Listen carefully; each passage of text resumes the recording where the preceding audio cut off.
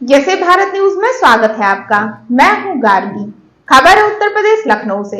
विधानसभा सत्र में सदन को संबोधित करते हुए जन सत्ता दल के अध्यक्ष राजा भैया ने कही बड़ी बात। बजट पे बोलने का आपने अवसर दिया, इसके लिए आभार। श्रीमान, हमारे सदन की कार्रवाई पूरे देश में और यहां तक विदेशों में भी देखी जाती है, लाइव टेलीकास्ट हो रहा है।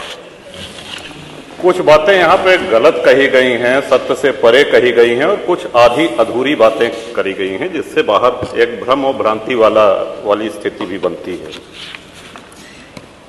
श्रीमान, जैसा कि हमने महामहिम राज्यपाल के अभिभाषण में कहा था कि प्रभु श्री राम की चर्चा सर्वाधिक हुई, बहुत अच्छी बात है।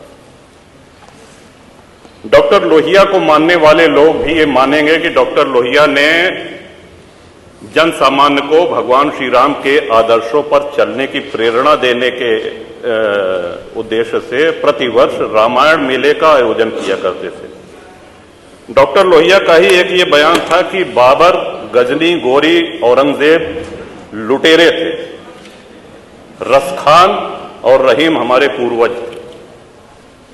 श्रीमान, ये बात यहां पे इसलिए कहना आवश्यक हो रही है कि पिछले दिनों, कई दिनों से हम देख रहे हैं कि माहौल बिगाड़ने का प्रयास हो रहा है। हल्द्वानी तक का उदाहरण दिया गया इस हाउस में।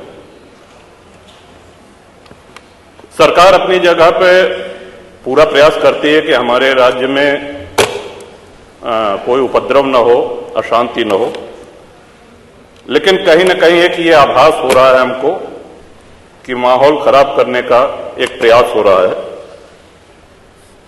बात की गई श्री राम जन्मभूमि की। साक्षात भगवान श्री राम ने अवतार लिया। काशी नगरी जो भगवान शिव के त्रिशूल पे टिकी हुई है, जा सुनाम बल शंकर काशी, देत सबहि संगति अविनाशी, और भगवान श्री कृष्ण की जन्मभूमि। श्रीमान, स्पष्ट है ये। दीवाल के ऊपर शिखर तोड़ करके गुंबद बना देने से ये गंगा जमुनी तहजीब नहीं होती। वो हमारा आक्रांताओं द्वारा तोड़ा गया है। और एक और भ्रम फैलाया जा रहा है, जो व्यास जी के गुफा में जो पूजा हो रही है, वो पूजा अनवरत सैकड़ों वर्ष से चलती आ रही है। ये बात बाहर जानी चाहिए श्रीमती। अनवरत सैकड़ों वर्ष से, इस पे सन 93 में स्थानीय प्रशासन ने रोक लगाया, किसी न्यायालय ने रोक नहीं लगाया इसकी पूजा पे। और इस सदन के माध्यम से श्रीमान उन पुजारी को भी हम प्रणाम करेंगे, 31 वर्ष जिन्होंने चाबी संभाल के रखी कि एक न एक दिन ऐसी सरकार आएगी कि ये ताला खुलेगा और इस चाबी क्या होगा।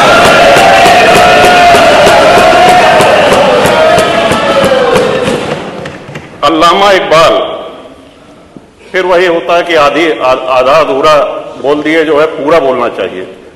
अल्लामा इकबाल पहले वो व्यक्ति थे जिन्होंने कहा कि हिंदू और मुसलमान एक साथ नहीं रह सकते। पाकिस्तान के आइडियोलॉजिकल फादर, इसने कहा कि मुस्लिमों को अलग देश चाहिए। जिन्ना को रास्ता बताने वाले, जिन्ना को उकसाने वाले, और पाकिस्तान के पक्ष में भारत के मुसलमानों ने वोटिंग करी, जिसमें 98% लोगों ने कहा कि हिंदू और मुस्लिम साथ साथ नहीं रह सकते। इस बात पे लेकर के बंटवारा हुआ और सारे जहां से अच्छा जो कविता सुनाई गई वो अधूरी है। 2 पंक्ति उसकी हम भी सुना दे रहे हैं कि ए आब रूद गंगा, वो दिन है याद तुझको, उतरा तेरे किनारे जब कारवां हमारा। कि गंगा के वो मैदान तुमको याद है जब हमारा कारवां उधर से आक्रांताओं का कारवां आया था। ए आब रूद गंगा, वो दिन है याद तुझको, उतरा तेरे किनारे जब कारवां हमारा। चीनो अरब हमारा, हिंदुस्तान हमारा, मुस्लिम है हम, वतन है सारा जहां हमारा। ये है, ये तरानाए मिल्ली की पंक्तियां हैं, अल्लामा इकबाल ने 1910 में लिखी थी। श्रीमान, हम ही क्या धर्मार्थ देते रहेंगे, सभी कुछ हो मौन सहते रहेंगे कि धर्म को देंगे बल अन्य जन भी, तजेंगे क्रूरता छल अन्य जन भी। श्रीमान, हिंदू तो सर्वसमावेशी है। किसको आश्रय नहीं मिला, किसको आसरा नहीं मिला? यहां पे जो भी संकट में आया उसको हमने अपनाया। कभी किसी हिंदू ने नहीं कहा कि हम मुसलमान के साथ नहीं रह सकते। उल्टा जब बंटवारा हुआ, धर्म के आधार पर हुआ, पाकिस्तान बना, जो मुस्लिम वहां जा रहे थे, हिंदुओं ने उनको रोकने का काम किया कि आप रहिए हमारे साथ, भाई भाई बन के रहिए।